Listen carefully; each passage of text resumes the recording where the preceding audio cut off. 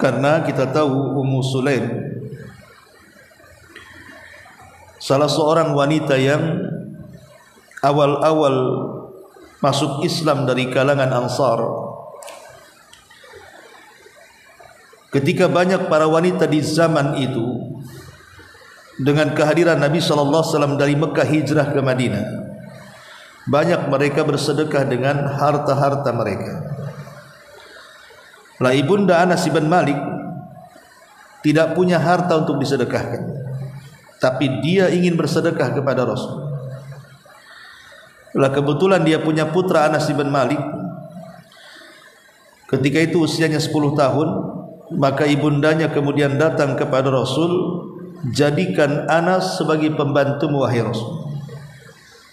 Itulah bentuk sedekah Ummu Sulaim kepada Islam, di mana putranya Anas diperbantukan untuk membantu Nabi. Dan di kecerdasan ibundanya Anas memerintahkan Anas ibn Malik untuk menjadi pembantu Nabi, karena dia tahu bahwa Anas akan hidup bersama Nabi dan akan banyak pengetahuan yang didapat dari Nabi. Makanya wajar kalau Anas sendiri satu di antara 7 sahabat yang banyak meriwayatkan hadis yang lebih dari 1000.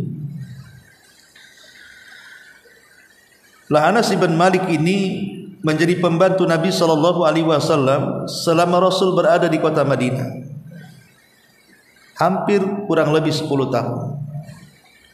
Sampai wafatnya Nabi SAW, Anas ini menjadi pembantu Nabi SAW dan diberkahi oleh doanya Nabi, di mana Nabi pernah mendoakan Anas agar dipanjangkan umurnya dan diperbanyak keturunannya. Betul dia panjang usianya dan anak cucunya itu sampai 100, karena mendapatkan berkah doa Nabi SAW.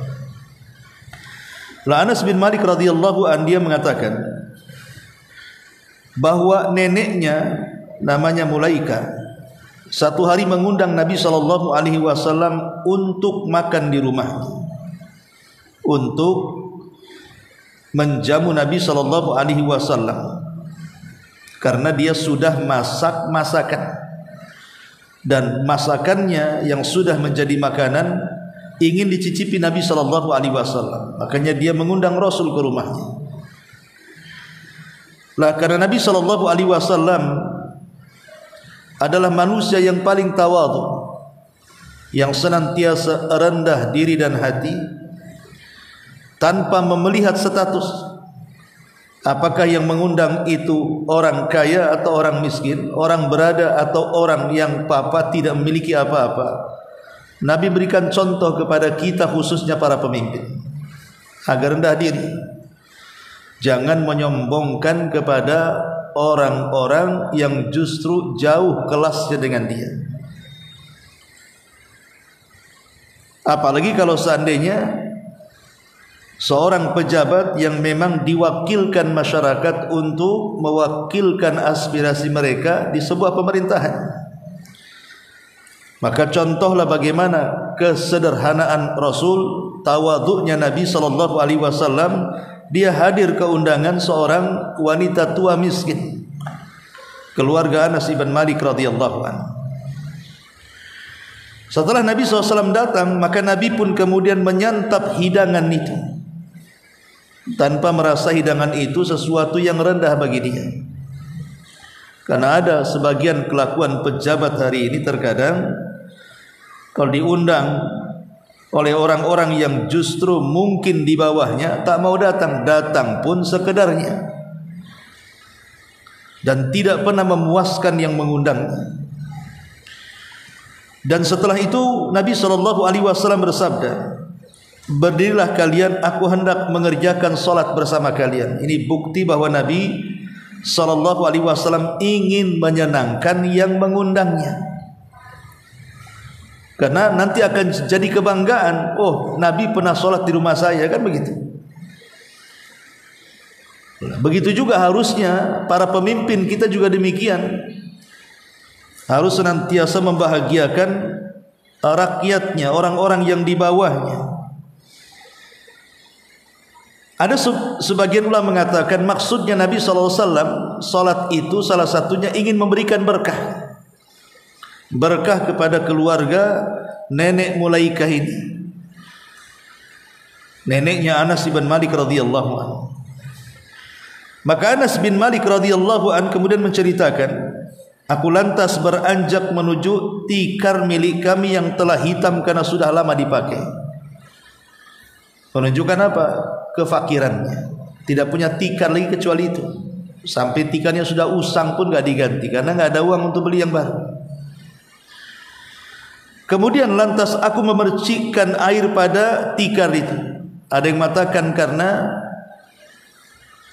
Anas ibn Malik radhiyallahu ragu-ragu dengan tikar itu, takutnya ada najisnya sehingga disirami air. Dan ini juga menunjukkan tentang kebersihan tempat untuk melaksanakan sholat. Kalau ibu pakai sajadah, nampak sajadahnya sudah kotor, sudah bau, cuci gitu maksudnya. Kemudian kata Anas bin Malik radhiyallahu an, aku lantas memercikkan air pada atas tikar itu. Lalu Nabi SAW berdiri, sedangkan aku, kata Anas, dan ada satu anak yatim yang bersamaku, membentuk shaf di belakang beliau, dan wanita tua berada di belakang kami. Jadi kalau konteksnya perempuan sholat bersama laki-laki, maka sebaik-baik shaf wanita di belakang dan sebaik-baik shaf laki-laki di depan.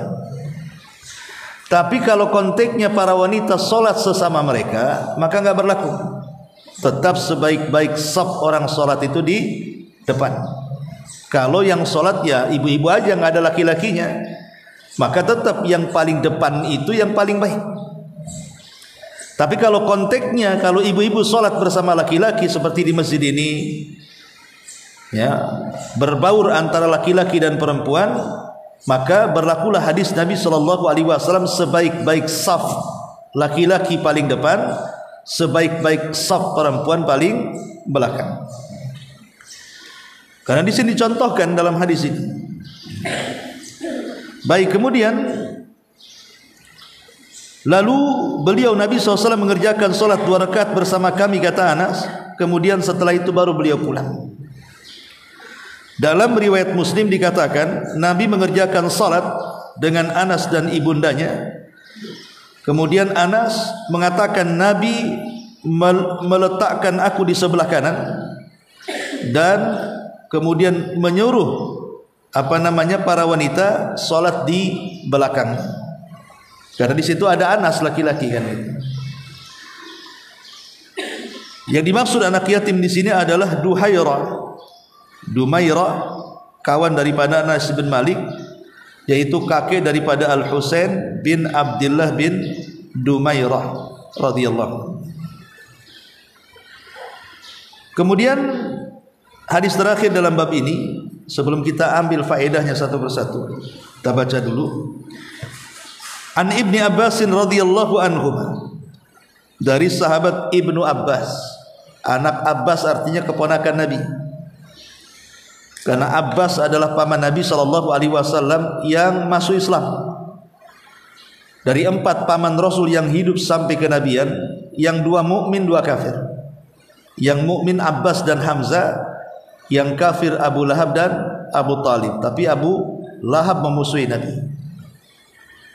Lah Hamzah punya anak namanya Abdullah, sehingga dikenal Abdullah putra Abbas. Abdullah ibn Abbas radhiyallahu anhuma, sama dengan Anas ibn Malik, juga dari deretan sahabat yang banyak meriwayatkan hadis Nabi SAW, dan termasuk al-abadilah di zamannya.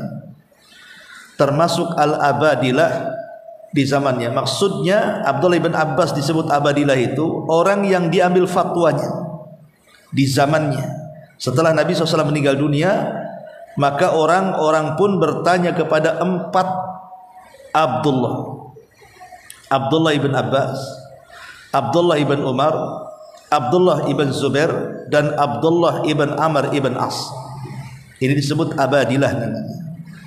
di mana ketika 4 orang ini hidup setelah wafatnya Rasul, maka semua manusia datang ke 4 orang ini untuk meminta fatwa.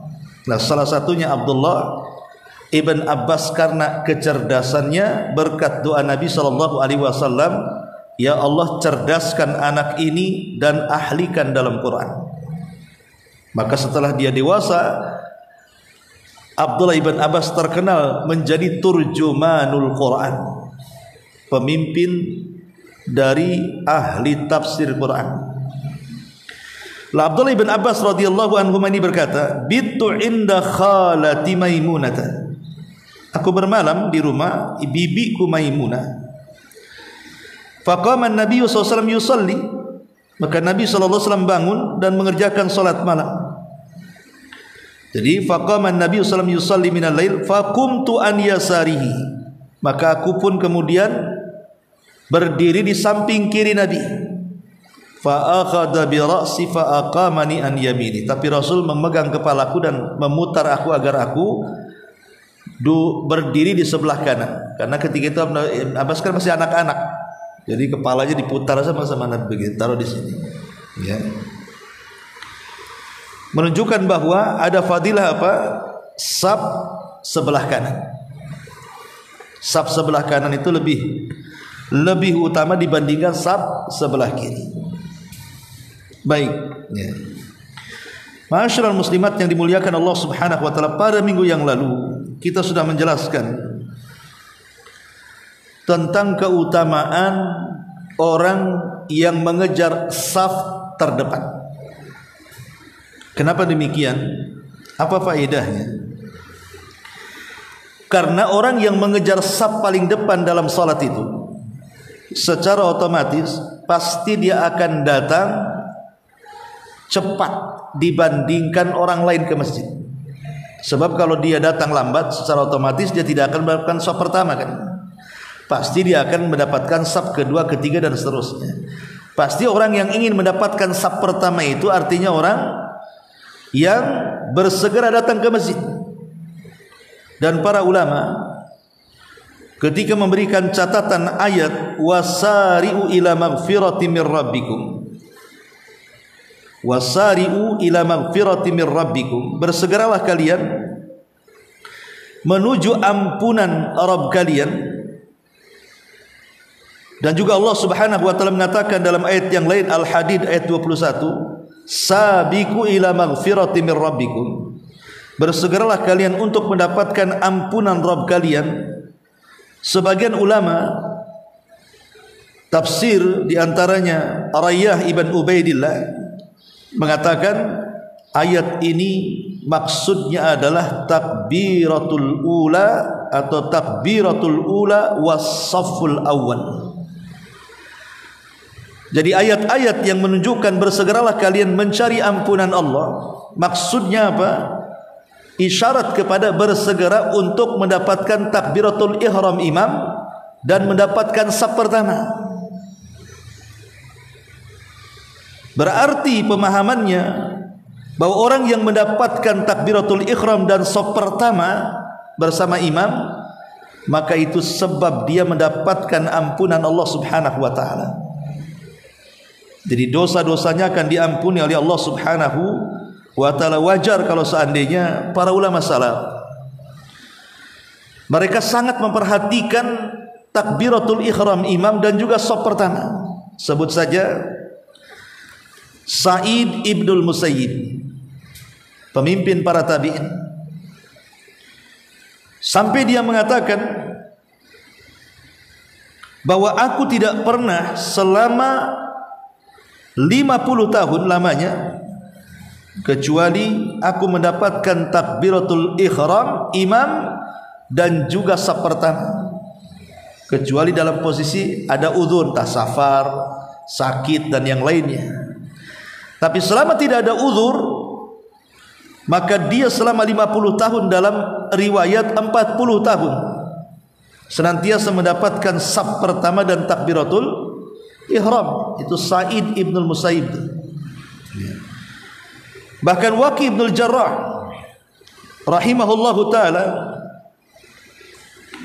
ketika menceritakan tentang biografi seorang ulama namanya A'mash. A'mash rahimahullahu ta'ala. Apa kata Waqi' bin Jarrah? Waqi' ini gurunya Imam Syafi'i. Dia menceritakan tentang sosok ulama namanya A'mash. Kata beliau, kanal A'mashu qariban min sab'in yatakallamu lam tafuthu takbiratul ula. Adalah A'mash walaupun usianya sudah mendekati 70 tahun, artinya sudah tua ya. Dia tidak pernah luput dari mendapatkan takbir yang pertama, maksudnya takbiratul ihram. Dan itu bagaimana semangatnya para ulama salaf. Bahkan disebutkan juga tentang kisah Qadi Baghdad namanya Ibnu Samma'ah. Ibnu Samma'ah, dia seorang qadi di Baghdad di zamannya. Dia mengatakan, makastu arba'ina sanatan lam tafutni takbiratul ula illa yauma mata ummi.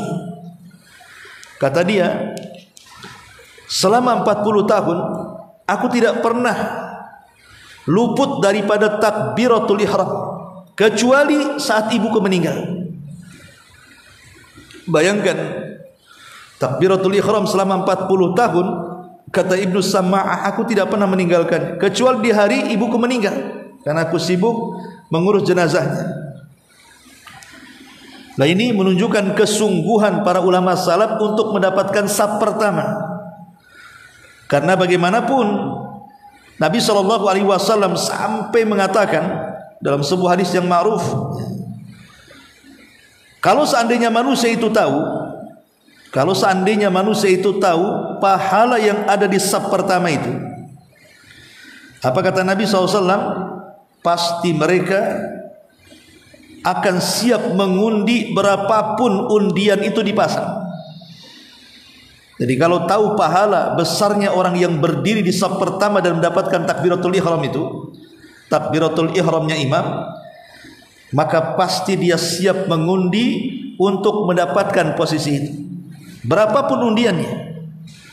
Tapi di zaman sekarang tidak perlu undian lah, semua kosong kok, apa yang diundi-undi. Dan orang sekarang kalau ada undian pasti mau kan gitu ya. Kamu kan sudah sop pertama nih, saya baru datang masuk, sini saya bayar 1 juta, aku di situ kau di belakang. Pasti mau orang sekarang. Jangankan 1 juta, 100 ribu aja mau. Jangan-jangan 10 ribu mau pula kan gitu ya. Karena orang sekarang tidak mikir pahala. Orang dulu kan mikirnya pahala, sampai rela mengeluarkan uang itu untuk mendapatkan pahala gitu maksudnya. Makanya kalaupun harus diundi, mereka siap mengundi asal mendapatkan saf pertama. Begitulah hebatnya para ulama salaf. Tentu sekali lagi, karena di saf pertama ini ada sesuatu yang tidak ada di saf kedua, ketiga, keempat dan seterusnya. Bahkan Nabi SAW mengatakan, la yazalu qaumun yata'akharuna 'anis saffil awwal hatta yu'akhirahumullahu finnari. Akan senantiasa sebuah kaum yang mereka suka mengakhir-akhirkan mendapatkan saf pertama. Kayaknya nggak peduli mau saf pertama, kedua, ketiga, nggak peduli lah, penting ke masjid, ya kan? Kecuali kata Nabi SAW, itu sama saja mereka mempercepat untuk dimasukkan ke neraka. Berarti orang yang mafhumnya, orang yang mempedulikan saf pertama berarti akan dijauhkan dari api neraka. Itu maksudnya. Masyarul muslimat yang dimuliakan Allah Subhanahu wa taala. Makanya kalau kita lihat keutamaan ini dilihat dari beberapa ucapan ulama salaf. Di antaranya perkataan beberapa ulama salaf. Rabi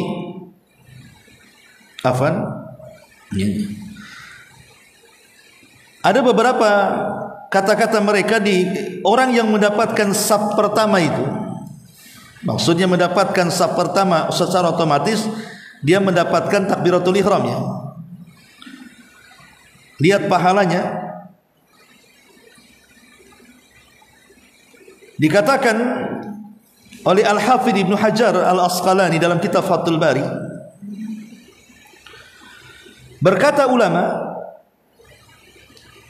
tentang al-had ala safil awal, orang yang bersegera mendapatkan saf pertama,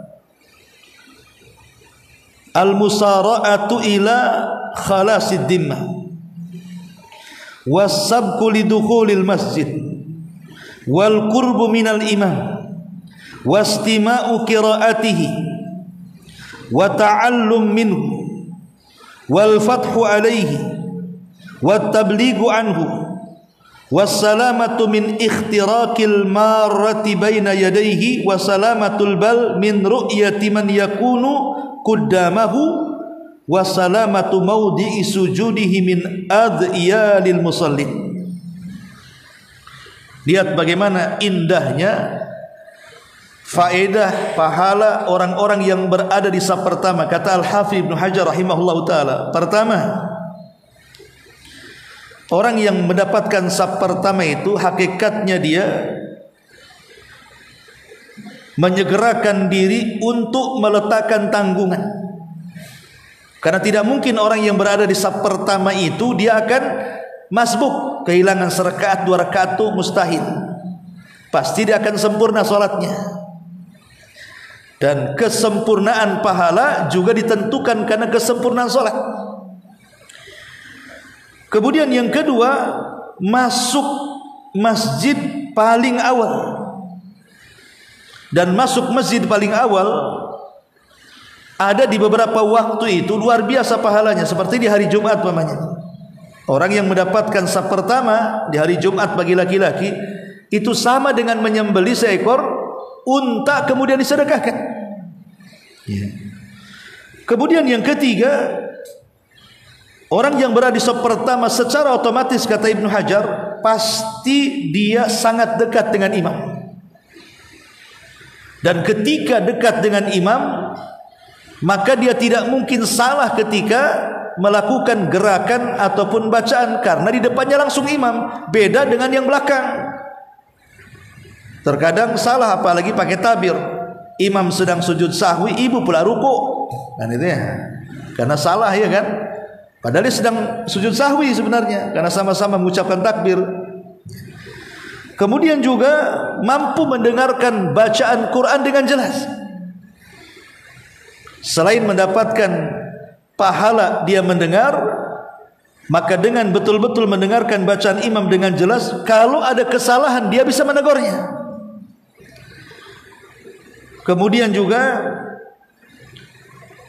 lebih daripada itu akan jauh lebih khusyuk dibandingkan di saf kedua atau ketiga dengan dua alasan. Pertama, karena tidak ada yang dilihat di depannya kecuali imam. Tidak ada yang dilihat di depannya kecuali imam saja. Sementara di saf kedua ketiga pasti melihat punggung orang-orang yang ada di saf depannya. Ya, terkadang punggung orang-orang yang ada di saf depannya terkadang kan membuat perhatian kita. Mungkin dia pakai sholat bergambar, mungkin dia ketika sholat pakai kaos bertuliskan aneh-aneh, ya kan? Mungkin dia pakai pakaian yang tidak layak, sehingga bukannya kita khusyuk malah memperhatikan kaos orang jadinya. Apalagi ada tulisan, lagi tulisannya nyindir dia, makin sakit hati sholat. Kemudian juga yang kedua, kenapa di saf pertama itu lebih khusyuk? Yang kedua alasannya, selain daripada di depannya itu dia tidak terganggu kecuali pandangannya kepada imam. Yang kedua, saat dia sujud, saat dia sujud dia tidak sedang sujud, maaf gitu ya, menghadap bokong orang. Ya kan, kalau di saf kedua kan otomatis kan bahasanya kan kita menghadap bokong orang kan gitu ya. Tapi kalau kita di depan kan kita hanya imam saja, itu pun di tengah satu orang. Tapi kalau yang saf-saf ke sana kan tidak lihat. Dan ini kan bisa juga menghilangkan kehusyuan. Lah, itulah kenapa kemudian orang-orang yang mendapatkan saf pertama ini memang luar biasa keistimewaan dan keutamaan. Bahkan sebagian para ulama yang lain, ya, kenapa kemudian saf pertama itu mendapatkan kebaikan di antara saf kedua, ketiga dan seterusnya? Pertama, karena dia yang paling tahu kondisi imam. Kalau di belakang kan tidak tahu kondisi imam apa. Dia yang paling paham kondisi imam. Dan ketika dia tahu kondisi imam, sehingga dialah yang paling pertama kali mengikuti imam, baik dalam bacaan atau gerakan. Ma'asyiral muslimat yang dimuliakan Allah Azza wa Jalla. Yang kedua, bagaimana pula kemudian dengan kaum wanita? Kenapa kemudian ketika sholat bersama laki-laki dia justru bukan saf pertama tapi saf yang paling belakang kan? Ada yang mengatakan, kenapa yang laki-laki harus dekat imam, perempuan jauh dari imam, supaya terhindar dari fitnah. Karena hati laki-laki lebih kuat menghadapi syubhat dibandingkan perempuan, dan juga menghadapi was-was syaitan laki-laki bisa lebih mencegah dibandingkan perempuan, kecuali kalau perempuan itu sholat sesama mereka. Baik itu diantara muqaddimah tentang keutamaan saf. Sebenarnya sudah kita bahas minggu kemarin, tapi tidak apa-apa kita murajaah. Baik, kita masuk pada keterangan hadis. Ma'asyiral muslimat yang dimuliakan Allah Subhanahu wa taala. Hadis ini, hadis ke-77 dari Anas bin Malik radhiyallahu anhu, memiliki beberapa faedah yang bisa kita ambil sebagai faedah. Yang pertama, faedahnya tentang ijabatud da'wati illam takun walimatu ursyin. Wajib mendatangi undangan makan walaupun sifatnya bukan walimah. Seperti walimah itu ya orang nikah, orang akikah, itu namanya walimah. Jadi semata-mata mamanya ibu dapat rezeki, kemudian masak-masak di rumah, masak yang enak-enak gitu, ngundang tetangganya, maka tetangga yang diundang wajib datang walaupun bukan walimah, ya hanya masak-masak gitu saja, ingin menghormati tetangganya. Kemudian yang kedua faedahnya tentang tabrikur ar-rajul as-salih wal alim. Boleh seseorang itu mencari kebaikan, mencari berkah bahasanya, dari orang saleh dan orang alim, bis salati fi manzilihim, dengan salat mereka di rumah-rumah mereka. Dengan salat di rumah, karena Nabi SAW kan salat di rumahnya Anas bin Malik radhiyallahu, dan keluarga Anas mengharap berkah dengan salatnya Nabi di situ. Karena salat itu kan ibadah. Karena kesalahan orang kadang-kadang mencari berkah dari orang saleh atau orang yang dianggap saleh atau dianggap alim, terkadang dengan cara yang aneh-aneh, seperti sampai sujud, mencium kakinya, atau bersalaman dengan tangan sampai membentuk ruku, sampai nunduk kayak orang ruku gitu. Atau terkadang mengambil sisa-sisa makannya, sisa-sisa minumnya, dan dikatakan itu sangat berkah dan begitu seterusnya. Kalau berkah sisa dari makanan, ya memang makanan itu harus habis karena kita tidak tahu di mana berkahnya kan. Tapi kalau keyakinannya, kalau habis dimakan kiai, tuan guru ini berkah banyaknya, berebut, itu tidak ada. Kalaupun ada, hanya ada pada diri Nabi. Kalau Nabi ya, bekas-bekas Nabi berkah. Tapi tidak dijelaskan bekas para sahabat berkah. Itu sahabat loh ya, apalagi orang-orang yang dibawa para sahabat seperti kita. Maka mencari berkah itu bukan seperti itu, tapi dengan ibadahnya seorang alim di rumah kita, entah dia baca Quran, sholat, zikir, dan begitu seterusnya. Kemudian yang ketiga, tentang bolehnya salat sunnah berjamaah di rumah. Karena di sini Rasul salat sunnah berjamaah bersama Anas anak yatim dan nenek Mulaikah di sini. Dan kita tahu bahwa bicara tentang salat sunnah yang bersifat jamaah, ada salat sunnah itu yang memang dianjurkan berjamaah, seperti salat Id jamaah, salat kusuf jamaah, kan gitu ya, ataupun salat-salat yang lainnya yang bersifat jamaah tapi sunnah. Tapi ada juga yang boleh jamaah boleh tidak, seperti namanya salat malam. Salat malam boleh sendiri boleh berjamaah, kan begitu. Artinya bukan sholat wajib saja yang boleh berjamaah, sholat sunnah pun terkadang dalam beberapa sholat sunnah boleh dilakukan secara jamaah. Ini yang ketiga. Yang keempat,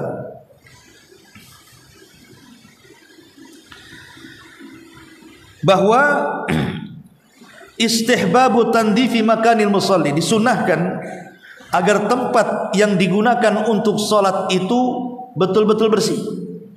Karena Anas bin Malik berusaha membersihkan tempat sholat Nabi dengan cara memercikan air di situ. Maka ibu sekali lagi, kalau di rumah itu adalah tempat khusus, sekalipun umpamanya kos-kosan, sekalipun kos-kosan yang hanya satu kamar gitu ya, maka kalau bisa di satu kamar di kos-kosan itu ada tempat khusus yang tidak diganggu kecuali untuk sholat, walaupun masih sempit. Tapi kalau sholat di situ saja, dia menjadikan mihrab dan selalu bersih. Jangan pindah, kadang dekat dapur, kadang ini. Ya, kalau bisa ada satu tempat, jadikan mihrab kita untuk sholat di situ. Kemudian juga sihhatu salatis sabi al mumayyiz, sahnya sholat anak kecil dan juga wudunya anak kecil selama anak kecil itu mumayyiz. Mumayyiz itu artinya sudah berakal walaupun belum balik. Usia 10, 9, 11 itu kan sudah bisa lah membedakan. Tapi kalau usia-usia masih kecil kan, masih balita kan tidak bisa bedain. Kemudian juga diantara faedah hadis ini bahwa diakhirkannya saf perempuan dan diawalkannya saf laki-laki. Dan ini sudah saya jelaskan karena konteksnya sedang berjamaah dengan laki-laki, maka perempuan di belakang. Tapi kalau konteksnya masing-masing wanita, tidak ada laki-laki yang sholat di situ, maka berlakulah hadis sebaik-baik saf adalah paling depan. Termasuk juga di antara faedah hadis ini bolehnya sholat di atas tikar. Mungkin kalau sekarang itu di atas sajadah lah, karena Rasul sholat di atas tikar kan, maka boleh kita sholat di atas sajadah. Tapi sebaiknya, sering saya ingatkan, cari sajadah yang polos, yang tidak mengganggu kalau bisa itu. Kalaupun ada gambar itu tidak mengganggu sholat kita. Karena bagaimanapun banyak orang-orang yang terganggu dengan sajadah karena berukir, bergambar macam-macam. Kemudian juga di antara faedah hadis ini, di mana Allah Subhanahu wa taala telah memuliakan nabinya, di mana Allah Subhanahu wa taala telah memuliakan nabinya dan memberikan contoh nabinya dengan memuliakan orang-orang yang dianggap manusia tidak mulia, seperti orang fakir, orang miskin gitu ya. Jadi Nabi SAW mencontohkan, dan tentu itu juga karena Allah Subhanahu wa ta'ala yang merintahkannya. Dan di sini boleh juga kita meminta doa orang-orang baik, karena Nabi SAW juga dimintai doanya oleh para sahabat. Maka boleh kita meminta doa orang-orang baik, orang soleh, minta doa mereka, bertawasul dengan doa mereka boleh. Walaupun sekali lagi doa itu masih jauh lebih baik yang dipanjatkan diri sendiri. Kalau kita berdoa diri sendiri walaupun tidak pakai bahasa Arab jauh lebih baik, karena kita kan memang meminta sesuatu yang kita hajatkan, bukan minta doa orang lain. untuk mendoakan, walaupun secara hukum boleh tapi tidak sunnah. Boleh tapi tidak disunahkan. Ada sebagian mengatakan seperti itu. Kemudian juga di antara faedah hadis ini bahwa seseorang yang sholat di belakang imam, kalau dua orang maka dia berada di belakang imam. Tapi kalau satu orang makmumnya laki-laki maka berada di sebelah kanan imam. Jadi kalau sholatnya berdua saja, ibu sholat berdua nih, ya, maka imam dengan makmum sejajar. Makmum diletakkan sebelah kanan. Tapi kalau makmumnya dua, maka makmum harus di belakang. Seperti di sini Anas bin Malik dan anak yatim ke belakang. Baru setelahnya kakeknya atau neneknya mulaikan. Nah, ini diantara juga faedah-faedah daripada hadis yang ke-77. Adapun hadis yang ke-78, di antara faedah hadis yang ke-78, pertama, ya, bolehnya seseorang itu bermalam di tempat kerabat yang ada hubungan mahram dengan kita, selama di situ seseorang itu ada suaminya. Yang kedua, bolehnya sholat berjamaah pada sholat sunnah. Kemudian yang ketiga, berdirinya makmum di sebelah imam, padahal di sebelah kiri tidak ada orang. Berdirinya imam di sebelah kiri sementara makmum di sebelah kanan. Karena Rasul memutar Ibnu Abbas dari sebelah kiri diarahkan ke sebelah kanan. Adapun makmum yang sendirian, maka dia sejajar dengan imam. Karena di sini kan Rasul sholat cuma berdua sama Ibnu Abbas. Rasul tidak merintahkan Ibnu Abbas suruh ke belakang, tetapi Rasul memerintahkan suruh sejajar dengan dia. Kemudian juga ijtihadnya Ibnu Abbas. Bagaimana ijtihadnya Ibnu Abbas radhiyallahu anhu untuk mendapatkan, atau kesungguhannya Ibnu Abbas, ijtihad itu adalah kesungguhan untuk mendapatkan ilmu di hadapan Nabi SAW dengan memberanikan diri sholat di samping Nabi, padahal dia masih anak-anak. Kemudian juga tidak disyaratkan sahnya imam untuk meniatkan imam sebelum masuk dalam sholat bahwa dia adalah seorang imam. Jadi boleh niat dadakan. Tadinya makmum, tiba-tiba ada orang yang sholat di belakang, kemudian dirubah niatnya menjadi imam. Kemudian bahwa harokat, gerakan dalam sholat, kalau sesuatu yang disyariatkan, maka maksudnya bagian daripada sholat, maka tidak mengapa, tidak membatalkan sholat. Karena kan Ibnu Abbas ini kan sedang sholat di samping Nabi sebelah kiri, dan itu sudah sholat. Rasul memutar, itu kan gerakan namanya, memutar. Boleh gerakan bergerak lebih daripada 3 kali selama itu untuk kepentingan sholat, tidak membatalkan sholat. Umpamanya, ya, ibu sholat menggendong bayi. Ibu sholat menggendong bayi. Kenapa? Kalau ibu letakkan bayi nangis, ibu khawatirkan sholatnya. Maka dengan digendong kan dapat khusyuknya, karena minimal si anak itu dekat dengan ibunya, akhirnya nggak rewel lagi. Tapi saat sujud hendaklah letakkan, karena kan tidak mungkin letakkan dulu baru sujud. Jadi ini juga boleh gerakan-gerakan yang terkadang disyariatkan untuk kesempurnaan salat, maka tidak memadaratkan salat. Ma'asyiral muslimat yang dimuliakan Allah Subhanahu wa taala, dan ini juga sahnya seseorang salat berjamaah dengan orang yang belum balik selama dia mumayyiz, mengerti.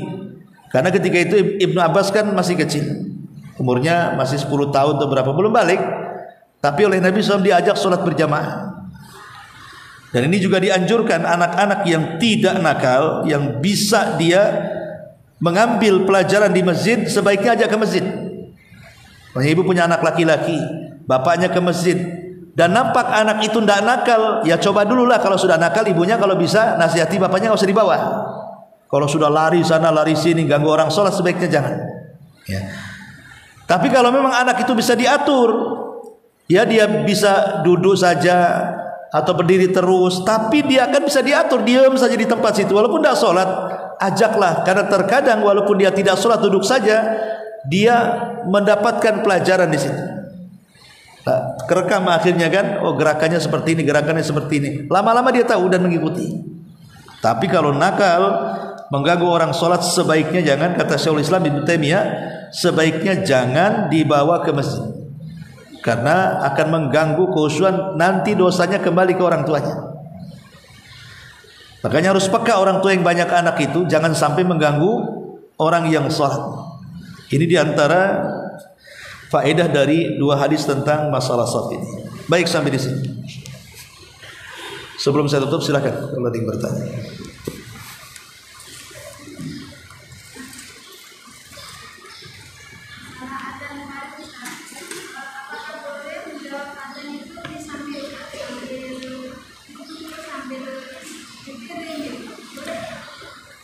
Boleh, tidak ada masalah di sela-sela. Di sela-sela, karena seseorang pamannya sambil nyuci nggak masalah. Atau kalaupun seandainya sambil berwudu dan dia tidak sempat ketika wudu menjawab azan, maka selesai wudu jawab. Pamannya berapa kalimat yang muazin sudah ucapkan, ya kita ikuti dari awal. Walaupun sebaiknya setiap kalimat kita ikuti. Muadzin mengatakan Allahu Akbar, kita katakan Allahu Akbar, Allahu Akbar. Muadzin mengatakan asyhadu an la ilaha, kita katakan asyhadu an la ilaha illallah. Ya. Tapi kalau seandainya kelewat, ya ulangi aja dari awal. Karena hadisnya kan mengatakan idza adzanal muadzin, apabila muadzin itu mengumandangkan azan, falyakul misla ma yaqul muadzin. Katakan seperti yang dikatakan muadzin.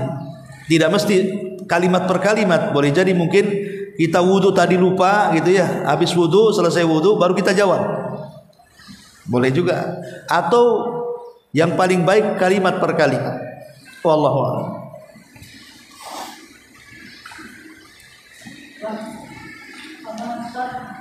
Bagaimana dengan sholat berjamaah yang maknanya perempuan itu bisa gelas?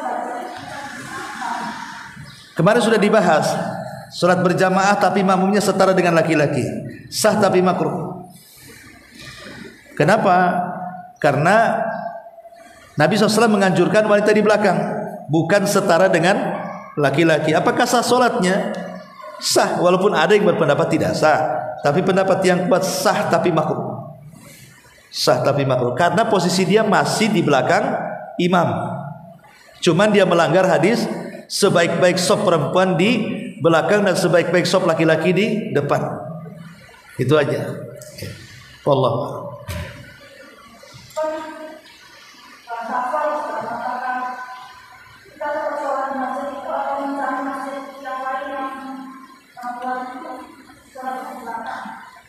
Kalau ibu mendapatkan masjid seperti itu, ya kan, ini laki-laki ini perempuan, nggak apa-apa sholat di situ, tapi ibu di belakang.